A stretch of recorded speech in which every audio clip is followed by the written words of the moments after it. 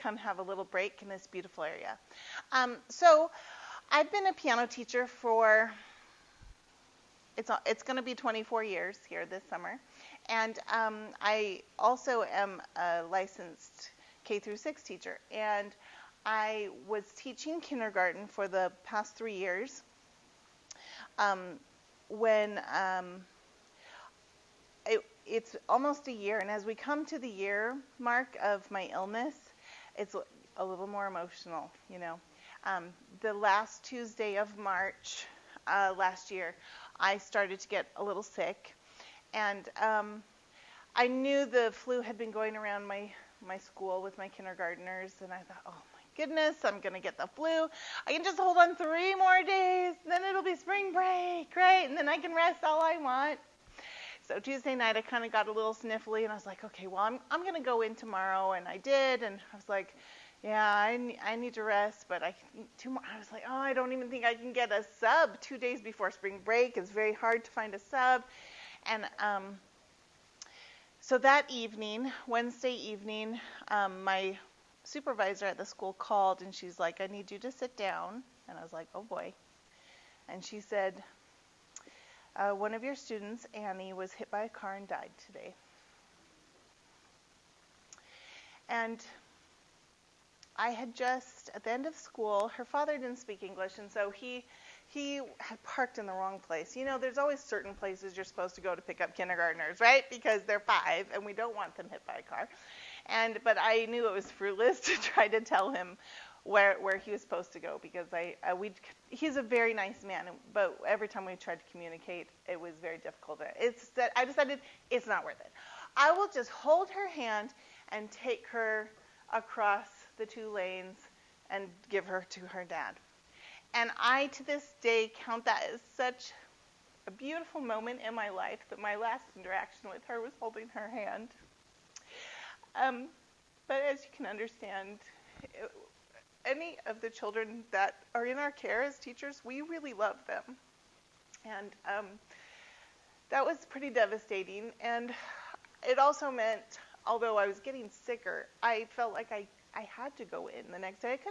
I couldn't have someone else that my kindergartners didn't even know tell them that their friend had died. For many of them, this was their first experience with death. And I knew they were going to have a lot of questions, and it was going to be an interesting day. And so I decided to go in, even though I was feeling pretty sick. And, you know, children metabolize grief in such a different way than adults do, right? And some were just like, oh, she's dead. Okay, you know, because they're 5 and they don't understand what that means. And some were just like crying, and this is the worst thing, and they all wanted to tell me about their grandpa or their grandma or their dog that had died, because that was their previous experience, and they're trying to fit this into, you know, what they already know. And so we had a day of drawing pictures. That people drew pictures of Annie. They drew pictures of tombstones. They drew, you know. We decided to send the sweet ones on to the parents and leave the things like the cemetery pictures, because obviously, you know, this is how children try to make sense of what happened. Well, Saturday was her funeral. By then, I was so sick, and I went to the funeral and sniffled all the way through, and went to the doctor that evening, just at an urgent care facility, and said, you have the flu, just go home and rest. You should be feeling better by day 7. Well, day 7, I felt worse, so I went into a different doctor. It was spring break, so it was hard to find, you know, I didn't go to the person I usually go to. And she also said, you just have the flu, go home and rest. And I'm like, are you kidding me? Like, it's been 9 days at this point, or 8 days at this point. And on Friday of that next week, sorry, this is a little loud. This is my wound vac I still am attached to.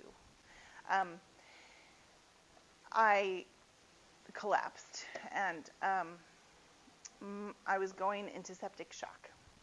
And it turns out when I went to when the paramedics came and got me, my blood pressure was something like 50 over 20 something. It was very dangerous, and my organs were failing, and my kidneys did fail. My heart began to fail. I went into AFib. My heart couldn't keep a normal rhythm, and it was the next 8 days I don't have many memories of because I was unconscious so much of the time. But my husband tells me that they told him to say goodbye to me 3 times. They said she's not going to make it past this next thing. Say goodbye to her. He would leave. We have 4 children. At the time, they were ages 6 to 16. And, he'd leave my side to go sleep at night and just check on the kids, and not knowing if I'd be alive when he came back the next morning. And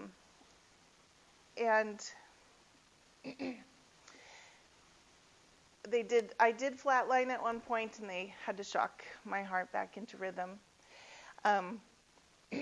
So they gave me a medicine to help my heart called they gave me 4 of them. They're called vasopressors. And what they do is they force all the blood from your extremities into your core, life-giving organs, your brain, your lungs, and your heart. And the problem is, the first 3, there aren't too many risks with those. You're unlikely to experience serious side effects with the first 3. But if they have to do the 4th one and the last one, then it's pretty much a guarantee something on you is going to die. If it doesn't save your life, you'll die, obviously. And if it does save your life, probably something in your extremities will die, because it will starve your extremities from having oxygen. And so when I did wake up, I have a bachelor's degree in piano performance and a master's in music education, and spent most of my life playing the piano. So you can imagine what it would feel like to wake up and you look down at your hands, and half of my fingers were all black. And there was black on the edges of my my thumbs, but that eventually sloughed off. And purplish, and my feet were twice their normal size, covered in purple and black big blisters. And they said, we don't know what we'll be able to save. And you can imagine that I said a lot of prayers during that time.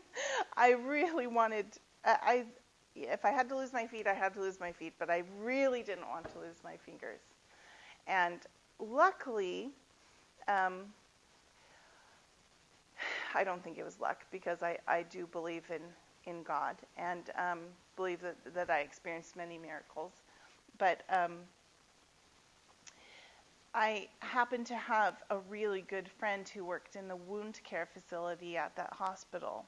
And when she heard what had happened to me, she came up to my room and she's like, Emily, we have to get you in hyperbarics right now.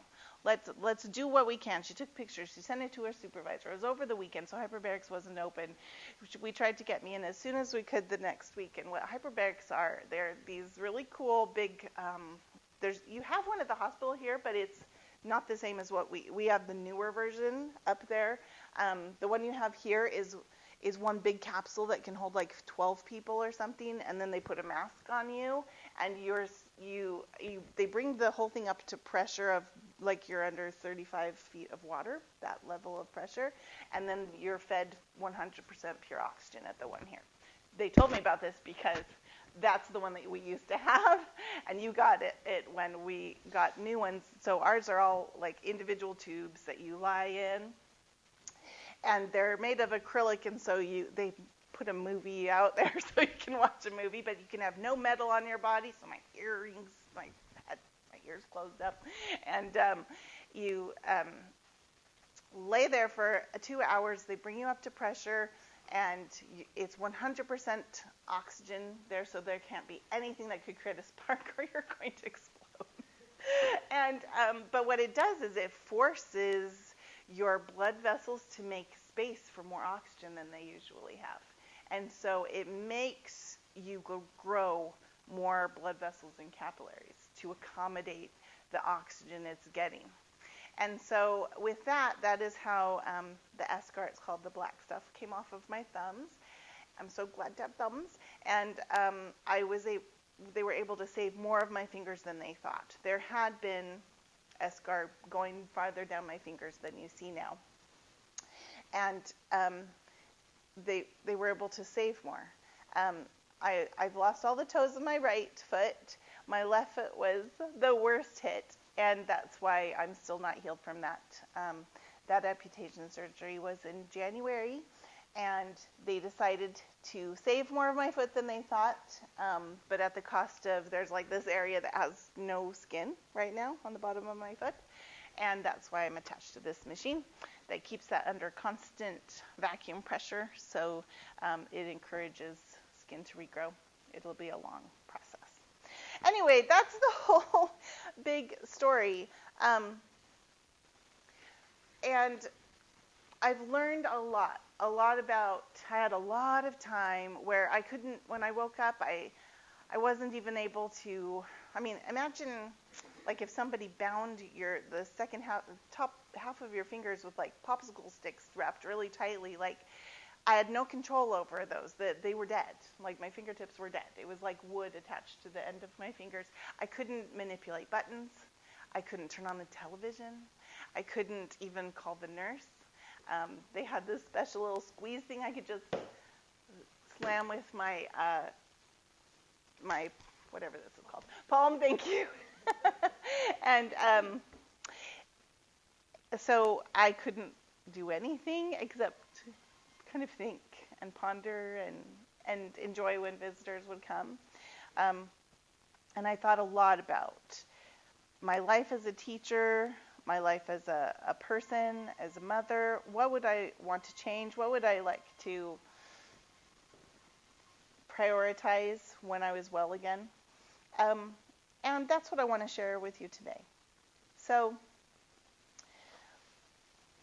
now I don't remember what my first slide was, because that's when I was supposed to show you our first slide. Oh, I remember. It's something about our work being really important. This experience definitely showed me, it's kind of like going to your own funeral, where all these people who care about you, and maybe you haven't even seen for a long time, reach out to you. And I was shown so much, such an outpouring of love, such an outpouring of goodness, that it really restored a lot of my faith in humanity. And I know it sounds a little silly, but and I think as piano teachers, we tend to see a lot of the better kids. Not always, but usually, because they probably come from families that really care about them if they're putting them in piano lessons, But as a kindergarten teacher, you see all the kinds. And you see the kids that are definitely not being cared about. I've had to call CPS before because of my concerns of a child and things they've told me that they're experiencing at home. That's pretty rare, but that kind of thing happens. Or it's more often that you just have the children that are experiencing a lot of difficulties, but not to criminal levels, And you can get kind of frustrated at the world, I think, sometimes as a teacher, because there's so little in our control, really. We can only do what we can do. But it showed me a lot of good in the world, and also helped me know that I'd done a lot. So I believe that our work is really important, as all kinds of teachers, but of course I'm talking to you as a piano teacher today. I once heard a Focus on the Family radio spot that talked about how moms spend about 30 minutes one-on-one with each of their children on average in a week, and dads, it's about half that. And that was very sobering, because we usually spend about a half hour one-on-one with our students. And so we could be easily spending more time with our students than they get with any other adult that cares about them in their life every week. That one-on-one time, it's so special, right? Because then you're just paying attention to them. And we don't have our phones out, and we're not doing anything else. We are doing piano with them. And that has a power that I think we underestimate. One of my colleagues, Daniel Olson, he's a piano teacher nearby where I live. We went to school together at BYU, and we love those years. You know, you're surrounded by people who love what you love, who are doing what you're doing. It was so wonderful. And then he talked to me about why he started coming to MTNA State Conference. And he said, because when you're a piano teacher, you teach alone. You're by yourself. The only way to get colleagues is to come to meetings like this, or to come to state conference. And I think that's true. We love our students, and we develop relationships with many of those families, but it's sometimes difficult because we don't have colleagues, it's sometimes difficult to see how awesome we really are. You know, that is something I loved about teaching kindergarten, is I saw the good my colleagues were doing, and it helped me see the good I was doing. You know, like I'd walk by their classroom and I'm like, oh, that's such a great idea. You know, I'm like, I'm going to do that, right? And we'd share together, and we'd share stories together, and the hilarious stories, because kindergartners have zero filter, so they will just say anything that comes into their brains, and it's just a little bit easy. And the parents are, many of them are really thankful to you, and it's hard as a piano teacher because we're just so isolated, I think, which is why I think UMTA is so important, and it's always been very important to me. So one of the people that came to visit me in the hospital was my first ever piano student, which was such a treat. Peter, I taught him from the age of 10 to 18. And I taught his siblings also. They were all younger. But he loved it the most, and he was very bright, very smart, and very driven, and his parents were immigrants from Taiwan, and they had, you know, it's very rare in most Asian countries to get to study music. You can really only do it if you are quite wealthy or have proven yourself to have a lot of talent, and then you're given that opportunity by the state many times. Depending on the country. And so they really wanted their children to have that. And I started teaching them just in their home. This is before I even owned a piano yet. I had just gotten married and was still in school. And every Saturday morning, I'd go over to their apartment and teach them. And he ended up skipping a couple of grades, and so graduated high school at 16 and then went on to BYU at the same time that his parents moved to Washington, D.C. So they left their 16-year-old son behind to go to college, and he kept coming to, at that point I did have a studio and and my own pianos and things like that, of course, and he kept coming to me through those years until he went on his LDS mission, and he had no mom around during those years, and as you know, if you have had children that age, they still do need a mom. So a lot of the times when he'd come to his lesson, we talk about things that had nothing to do with piano, and I'm sure you've all had that experience, right? Because we become that trusted adult that sometimes they'll tell those important things to, or ask your opinion, and we get to have that privilege of being a person that they can trust in their life. And so he liked to call me his second mom, and he's now a professor at the University of Utah in microbiology. He's quite pretty famous in his field, and he has a beautiful wife and 3 children, and of course all of them are in piano lessons, and he brought them all down from Salt Lake to come visit me in the hospital, one of my favorite visits that I got while I was in the hospital. And it struck me, I mean, he was so kind and grateful to me at the time, but it also struck me how I played, obviously his parents' investment in the piano lessons and making sure they had a piano and everything was very important, but also how lucky I was to get to play a part in this change of his family's culture from a generation that had no opportunity for music study at all to his generation where his parents gave him that chance, to him now having his own children, and he's making sure they're getting that. And that's pretty amazing that we have that power to change family traditions and cultures in that way and help enrich their lives. And who knows how many generations that will touch. It's hard for us to see though, right? In the day-to-day when Sally has not practiced again and Johnny forgot his book again and the parents are nickeling and diming your policy sheet and don't respect it again, and you're just like, why am I doing this? And I know we've all been there. So it was a distinct privilege to get to see, like, it's worth it. I don't recommend almost dying to have those experiences. I think if we look for them, we can find them even without the trauma. But that experience really showed me that what I had done so far in my life, it mattered. It was important. So I'm sure what you're doing is also mattering and important. Even those days where you don't feel like it is, it's hard to know. I bet some of you have had that experience where, a student much later in life tells you, oh, thank you. Have you? Anybody? Yes. And then you go, oh, gosh, it was worth it, right? Especially when you were 13 and you came in every day and you said how much you hated piano.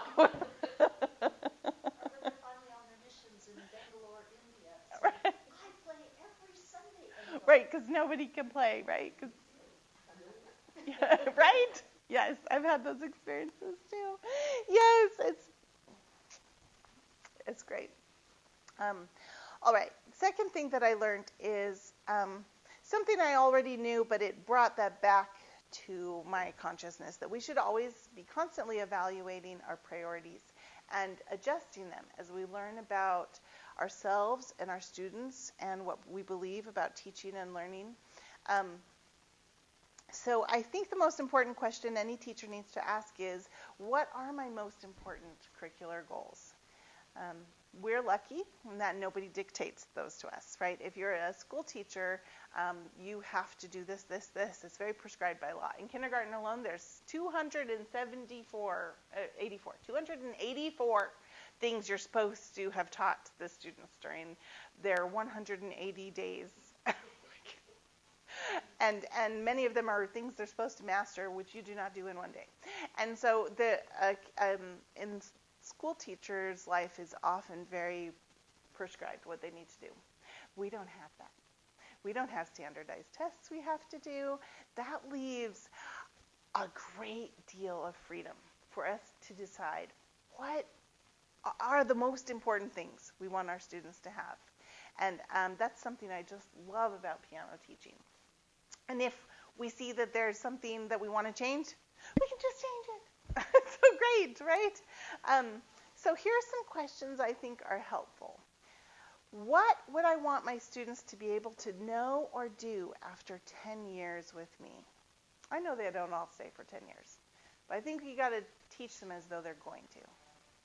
So if they stayed with you for 10 years, what would you want them to be able to know or do?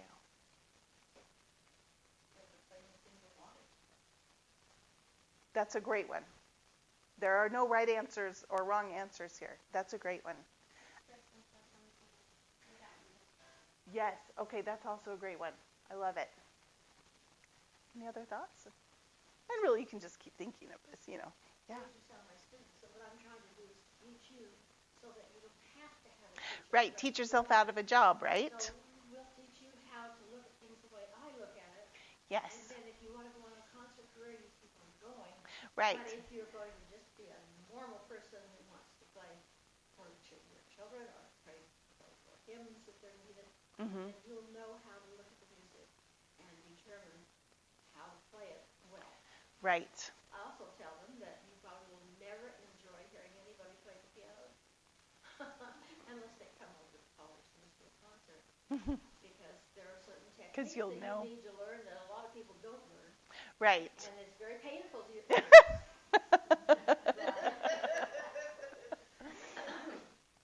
I love it. That would probably be mine, at least definitely in my top 3, like wanting to work myself out of a job and knowing they'll be able to be good musicians without me. Yes, I think so. Any other thoughts? Yeah. I'm on the lower skill end. I've got Mhm. special needs kids and that Mhm. sort of thing, so skill is the thing, Mhm. but the discipline, Yes. confidence that they can master something, Yes. that they can work through a problem are things that I see, and also the feeling of love. Yes. Yes, and you've hit my other 2 that would be in my top 3. Yes, like you can do hard things. That they leave me knowing they can do hard things. They can work toward a long-term goal and reach it, because that's an important life skill that will serve them everywhere in life. And that I forgot what the other thing was you said. That was so great. Yes, that that they're worthwhile people, that you care about them, that they're loved. Yes, exactly. Um, Here's another question. What is the number one takeaway I want my students to say about their experience with me when they are adults? When we think back to our own teachers, aren't there some that you remember, she loved me, I loved that experience with her, and some that you go, yeah, I could have done without that? Yes.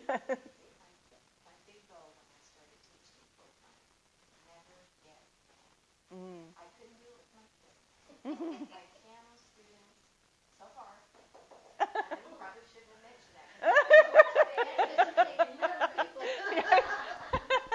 You've sabotaged yourself now. Never get mad. That's awesome. Say that. I'm impressed because I have. I've never yelled at them, but boy, I've just been like, I'm like, I think we need to do something else right now. On Sunday, my husband and I were talking about this, but about grade school, because there were a few of my grade school teachers who put my seat clear in the corner because I talked too much. I bet you can imagine that. And you were only an H, you were a T. Yeah. Well, that's what made me think about my teachers. I remember most of my elementary teachers, and I can name 2 that loved me. Mm. And I'm wondering if that had, I don't know if they all put me in the corner, Mm-hmm. but I know that some did, but I know 2 teachers that loved me. Mm. They're different with that feeling. Right. And hopefully that's what we can do for our students as well. Right. But it's interesting to think, am I interacting with my students today, this week, in the way I want them to think about me when they're adults? And I personally put that as a higher priority than how well they play the piano, because I feel like I'm putting the groundwork for how they feel about music and their own music making abilities. And most of them won't become amazing pianists. I mean, that's just the reality, right? Hopefully a few take off and love it as much as we do, but that's rare. You know, but they can still enjoy music their whole life. Everybody can. I love it. Okay. Another question. What experiences and skills will be of most value to my students when they leave me? I think this is one that is good as they get older, become a teen, to answer with their help, right?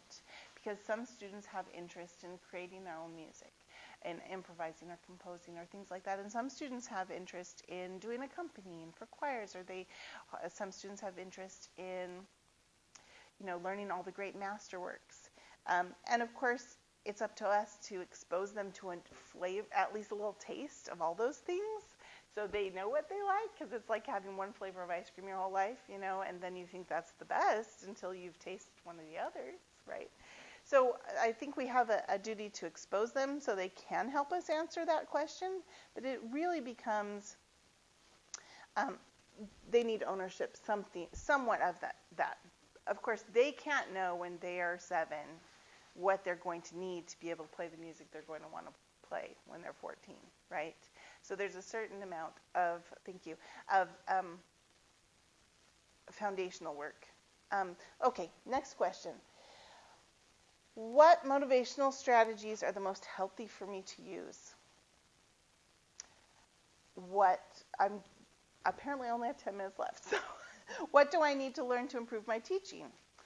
How individualized should I make my approach?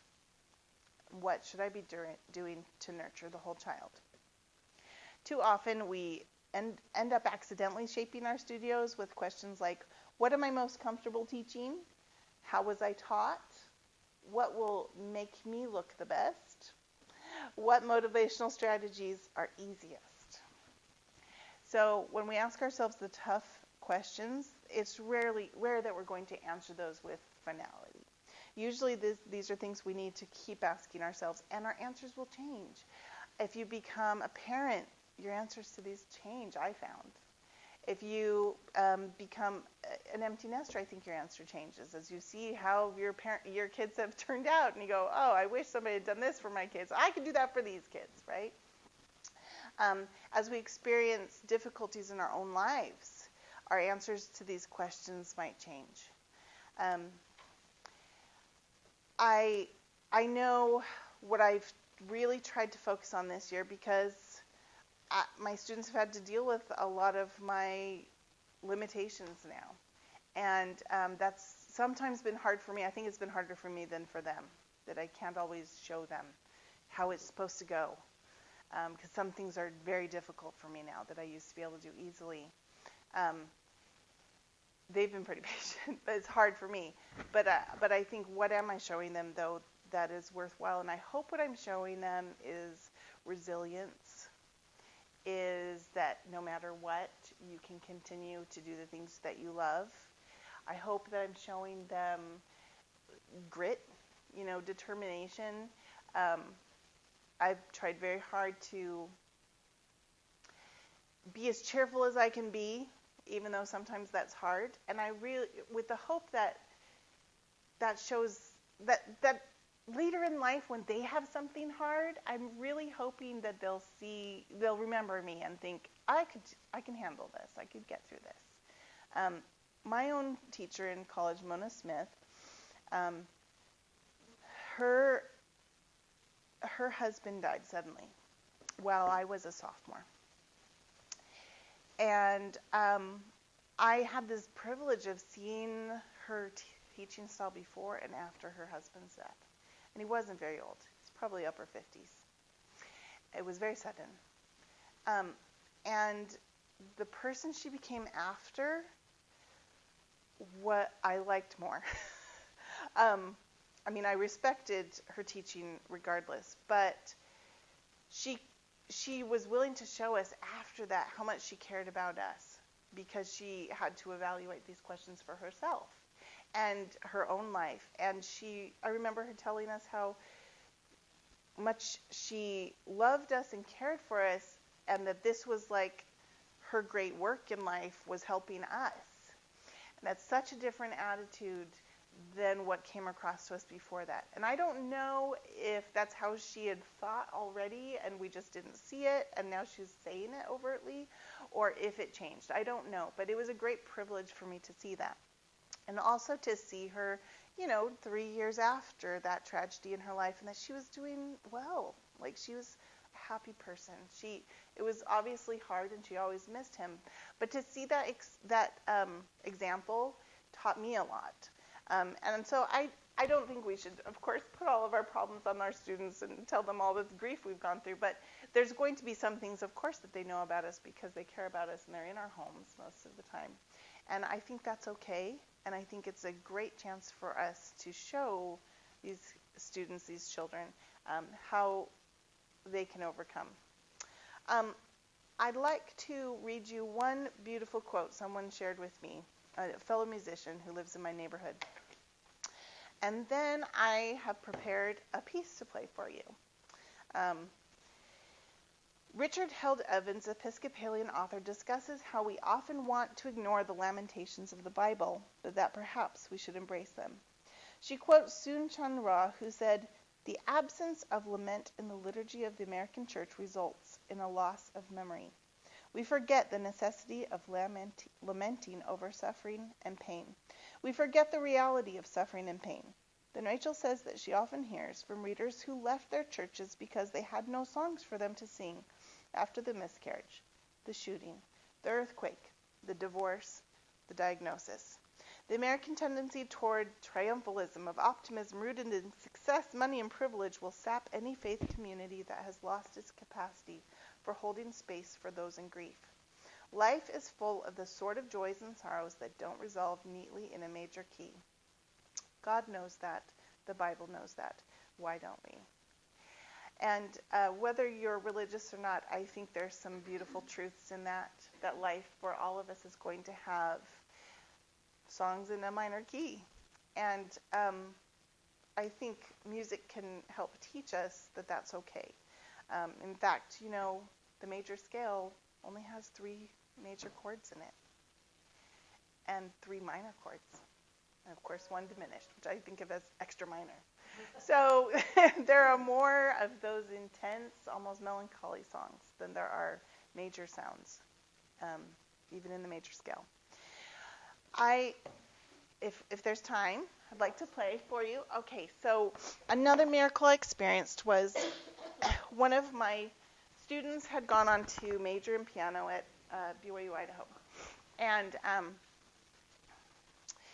she told her professor there about what had happened to me. This is after she now has 2 children. She graduated a while ago, and he apparently, I did not know, had retired to Pleasant Grove, which is only about 20 minutes from where I live.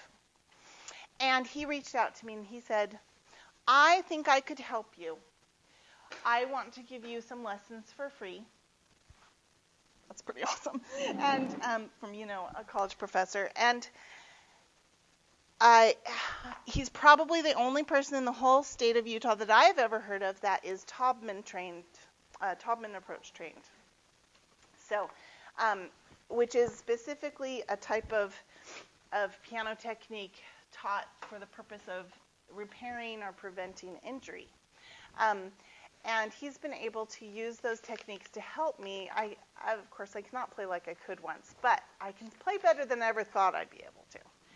So I'm going to play one of Debussy's preludes from his book 2. It's called Bruyere. Bruyere, I don't speak French. And that means heathland or moors.